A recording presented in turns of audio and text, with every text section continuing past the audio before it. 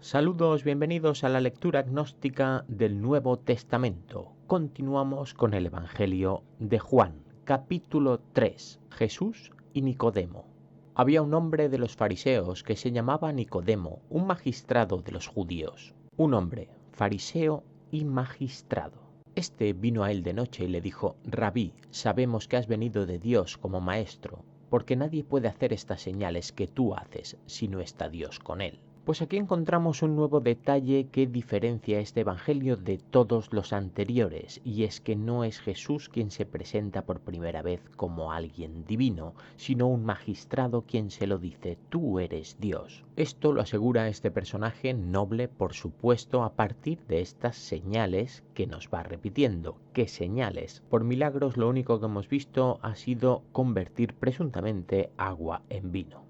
Respondió Jesús y le dijo: de cierto te digo, el que no nazca de nuevo no puede ver el reino de Dios. Según estas palabras, nadie vivo en ese momento puede ver el reino de Dios. Es necesario nacer de nuevo. Los ya nacidos deben ser demasiado pecadores. Le dice Nicodemo: ¿cómo puede nacer un hombre siendo viejo? ¿Puede acaso entrar por segunda vez en el vientre de su madre y nacer? Atención, porque Nicodemo inicia aquí un debate entre dos ideas filosóficas. Él cree que un hombre ya nacido no puede volver a nacer, por lo tanto no se puede reencarnar de ningún modo. Respondió Jesús: de cierto te digo, el que no nazca de agua y espíritu no puede entrar en el reino de Dios. Jesús con su respuesta parece indicar que para llegar a Dios hay que ser puro en agua y espíritu. El agua coge aquí por primera vez un peso simbólico muy importante. ¿Qué connotaciones simbólicas puede también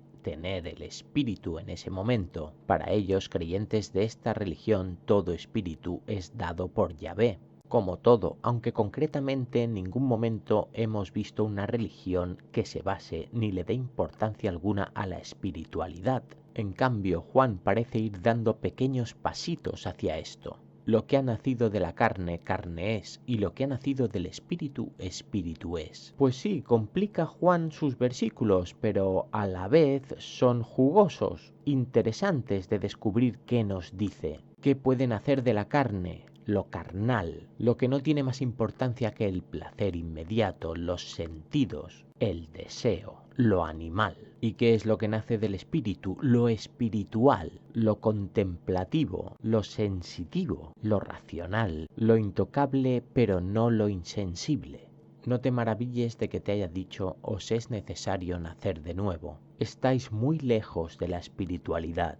Necesitaríais un tiempo de corregir lo que vosotros sois para llegar a ella. El espíritu sopla donde quiere y oyes su sonido, pero no sabes de dónde viene ni a dónde va. Así es todo el que ha nacido del espíritu. Juan distancia a su Jesús de los anteriores con este viraje hacia la espiritualidad más identificable en culturas orientales. Este versículo es prácticamente meditación budista. Tus sentidos no son tu espíritu, a este no le puedes controlar. Es libre, le puedes oír, siempre que tengas intención de escucharle. Si hubieses nacido prestándole total atención, también serías como él, libre. Respondió Nicodemo y le dijo: ¿cómo puede hacerse esto? El magistrado parece curioso ante las palabras de Jesús. Respondió Jesús y le dijo: ¿eres tú maestro de Israel y no conoces esto? Jesús aprieta un poco a este alto cargo santísimo, podríamos decir, que seguramente oficia en algún templo y por lo tanto se le supone el conocimiento de todas las respuestas. De cierto te digo que lo que sabemos hablamos y lo que hemos visto testificamos y no recibís nuestro testimonio. Ahora Jesús pasa a hablar en plural. Su mensaje no es solo de su propiedad. Da fe de que todo lo que dice, todo lo que asegura, no es creído por ellos. Si os he dicho cosas terrenales y no creéis, ¿cómo creeréis si os digo las celestiales? Si incluso sobre las enseñanzas e indicaciones terrenales, prácticas, no sois capaces de entender, de reflexionar, ¿cómo pretendes comprender en algo que no puedo demostrar, que no se ve?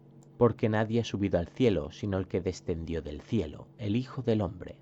Nadie puede corroborar qué es lo que hay en el cielo. ¿Cómo entonces puedo demostrar que yo he estado allí? Y ahora sí se identifica como aquel reclamado por las profecías, el Hijo del Hombre.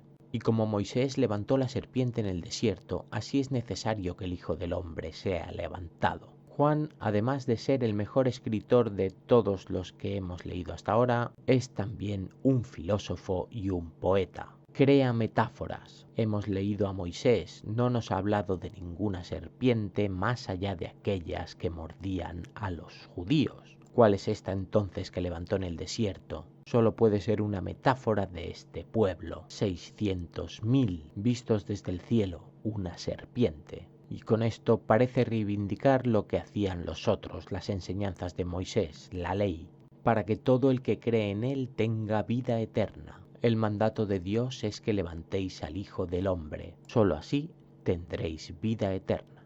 De tal manera amó Dios al mundo. Porque de tal manera amó Dios al mundo que dio su Hijo unigénito, para que todo aquel que en él cree no se pierda, mas tenga vida eterna. Dios entrega a su único Hijo. ¿Quién es este? ¿Es Jesús? Eso parece pretender Juan. ¿Este Jesús tiene algo que ver con los Jesús que leímos anteriormente? No demasiado. ¿Podemos descartar entonces que nos siga hablando del Logos? Creed en el Logos, únicamente así tendréis vida eterna. Es otra opción. Porque Dios no envió al Hijo al mundo para juzgar al mundo, sino para que el mundo sea salvo por medio de él. Y esto es todo lo contrario a lo que hemos leído anteriormente. Dios venía a juzgar, a condenar, a ejecutar. Juan cambia, se va al contrario. Él viene a salvar. Quien cree en él no es juzgado, el que no cree ya ha sido juzgado, porque no ha creído en el nombre del unigénito Hijo de Dios. De nuevo se puede interpretar desde las dos vertientes, la de siempre, la que dice que si crees en él estás salvado, no eres juzgado, si no crees en Dios ya has sido juzgado, ya estás condenado. Pero también nos puede estar enseñando que el que cree en el Logos, en la razón, no cree en la certeza absoluta, por lo tanto no puede llegar a condenar. El que no cree en el Logos no necesita ser juzgado, ya está perdido. Difícilmente encontrará salvación, se aleja de la verdad. Y esta es la acusación, que la luz vino al mundo y los hombres amaron más las tinieblas que la luz, pues sus obras eran malas. Los actos de los hombres son malvados, porque responden a sus deseos más básicos, sus instintos, su pretendida necesidad. La luz les rodea, el pensamiento les rodea, pero no lo ven. Porque todo el que practica lo malo aborrece la luz y no viene a la luz para que sus obras no sean expuestas. Los que hacen estas maldades no quieren saber nada de reflexión. Se verían retratados, se verían juzgados. Pero el que practica la verdad viene hacia la luz para que sea manifiesto que sus obras son hechas en Dios. Pero lo verdadero, lo completo, lo encontramos en la iluminación, en el descubrimiento, en lo espiritual. Eso es en lo que debemos creer, eso es lo que debemos divinizar. El amigo del esposo.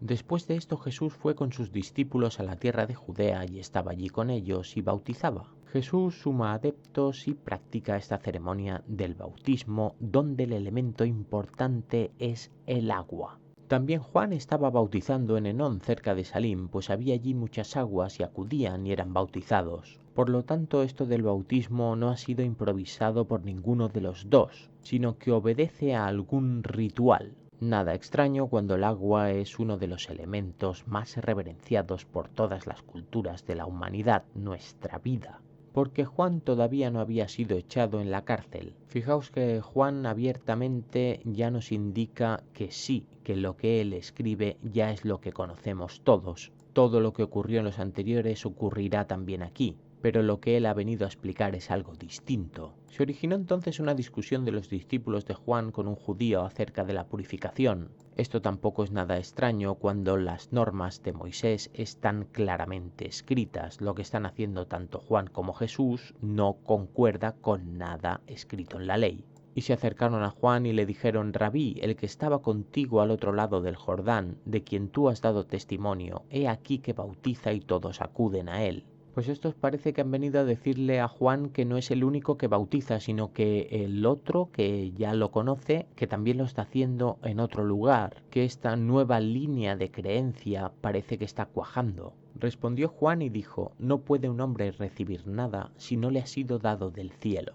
La respuesta de Juan es humilde. Yo no soy quien da nada, yo no bautizo a nadie, yo no le bauticé a ese, yo solo soy un instrumento del cielo. Una respuesta que parece sencilla, pero que encierra dentro de ella toda una reflexión sobre el ego. Juan, al contrario de la mayoría de los hombres, no tiene ninguna necesidad de destacarse.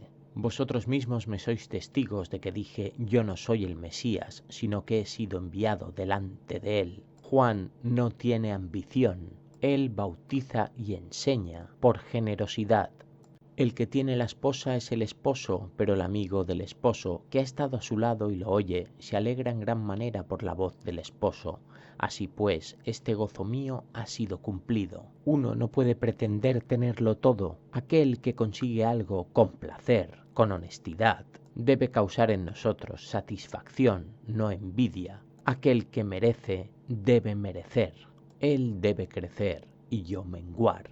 Cada uno debe ser consciente de lo que es apropiado, de su esfuerzo, de sus limitaciones, de su lugar. El que viene de arriba. El que viene de arriba está sobre todos. El que es de la tierra es y de la tierra habla. El que viene del cielo está sobre todos. ¿Quién puede conocer lo que desconoce? El que más sabe es el más sabio. Lo que ha visto y oído, esto testifica, pero nadie recibe su testimonio. Él enseña, él habla, pero nadie entiende. El que recibe su testimonio ha atestiguado que Dios es veraz. El que de lo que escucha comprende y sabe de lo que habla, le cree, pues el que Dios envió habla las palabras de Dios, porque Dios no da el Espíritu por medida. Con esto puede pretender Juan darle veracidad a este personaje de Jesús, al que hay que escuchar porque es enviado por Dios. No olvidemos que esto que está escribiendo va dirigido a una comunidad absolutamente totalitaria con su credo. Estos nuevos pensamientos deben sustentarse en sus creencias. Es posible que por esto utilice la figura innegable, Dios. Observemos que aquí en ningún momento aparece ni creo que aparezca Yahvé. Este Dios encarna otros valores, otra naturaleza. El Padre ama al Hijo y todas las cosas ha entregado en su mano. Este Dios ama al que ha sido creado por él. Toda su sabiduría, todos sus poderes han sido entregados. El que cree en el Hijo tiene vida eterna, pero el que desobedece al Hijo no verá vida, sino que la ira de Dios permanece sobre él. Y aquí parece que esta intención queda blindada. Lo que os voy a contar es un mandato divino. Hay que creer en lo que dice el Hijo que ha sido enviado por el Padre. Puede que sus palabras sean distintas a las que leímos, a las que rezan en la ley, pero el que no las crea sufrirá la cólera que ya conocemos. Veremos si los que le escuchan han recibido su testimonio en el próximo capítulo. Un saludo.